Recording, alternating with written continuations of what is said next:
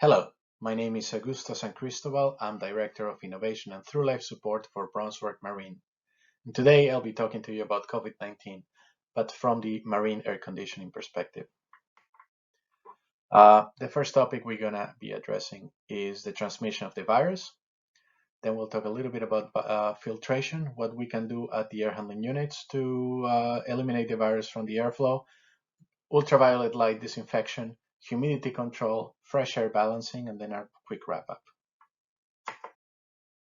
Bronswerk Marine, we're a global company with a 35-plus year history. We were born with the Canadian patrol frigates in Canada, and we quickly grew to have a very significant global presence.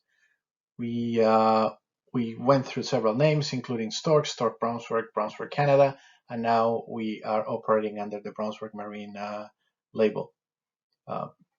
We own and operate companies such as Allscott in North America, Snorri in Northern France. We have a big presence in Turkey and Bronswerk Umiak in Australia. If you want more information about Bronswerk Marine, I encourage you to go to www.bronswerkgroup.com. It's important to note that Bronswerk Marine is an engineering company. We do not have medical professionals on staff, and our advice is purely based on the physics of filtration and their own experience with air conditioning and ventilation systems on board ship. A little bit about how the virus gets transmitted. The virus doesn't travel by itself, it gets carried on little droplets of liquid. If the droplet is between 5 and 10 micrometers, then it's considered a respiratory droplet.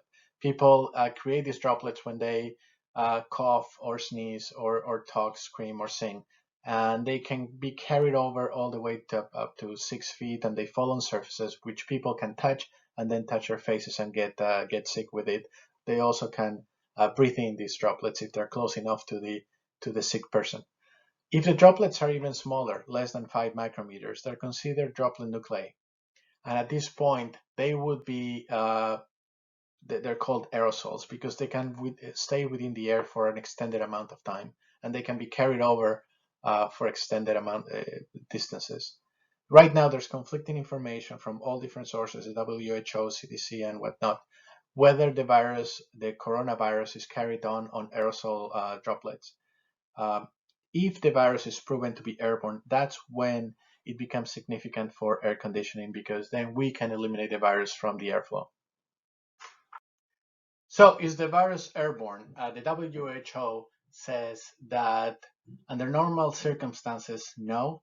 Even though they're still doing research, they acknowledge airborne formation under certain medical procedures that have the right physics to create the aerosol, but in general, they said no. On the other hand, ASHRAE considers that there's enough evidence that the virus could be an airborne to be a concern and to take action about it. This presentation is about the few things that we can do from the air conditioning perspective to eliminate the virus from the airstream once we have captured it in the return to the air conditioning system. Many ship operators are taking precautionary measures and modifying or upgrading their systems already. There is nothing that the air conditioning system can do to prevent people from contaminating each other for the virus transmission from person to person. From the context of COVID-19, fresh air is considered to be absolutely clean and has to do with the potential concentration of the virus in such a gigantic volume. So fresh air is deemed safe and COVID.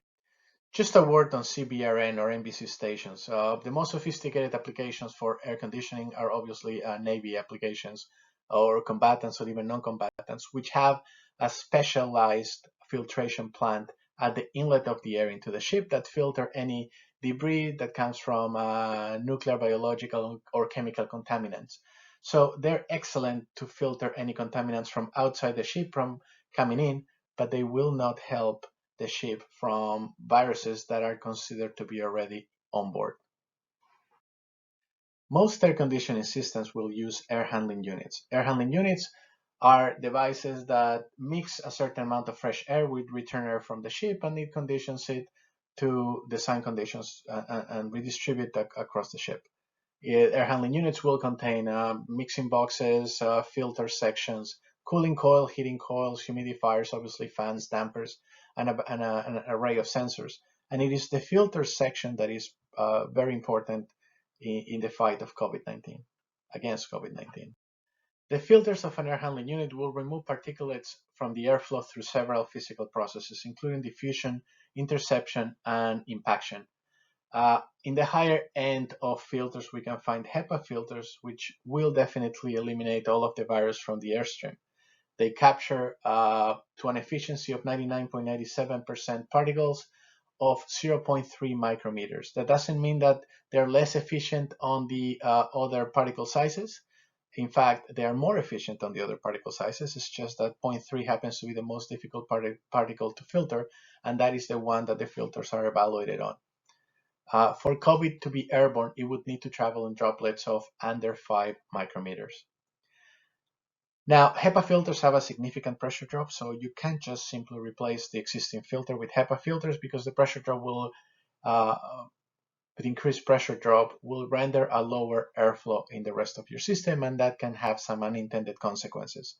In the terms of cooling, you can trip the system on low pressure and things like that. In the terms of from the heating season point of view, the reduced airflow could create hotspots and even fire hazards.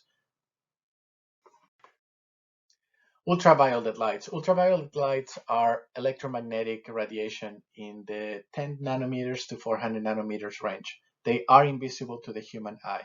UVC is one type of UV ultraviolet light. It's in the short wave spectrum from 200 to 280 nanometers. The way that these ultraviolet lights work in terms of cleaning the virus out of or any other contaminant, biological contaminant out of the airflow is that it disturbs the DNA, deactivates the DNA, and it renders the virus or bacteria harmless. They cannot reproduce and they cannot get you sick. The effectiveness of the light, of the UVC light, depends on the amount of exposure it has to the virus itself. The amount of exposure that the particles have to the UVC light has to do with the light location as well as the airflow speed around the light. We want to guarantee a 0.25 second exposure to every contaminant on the airflow.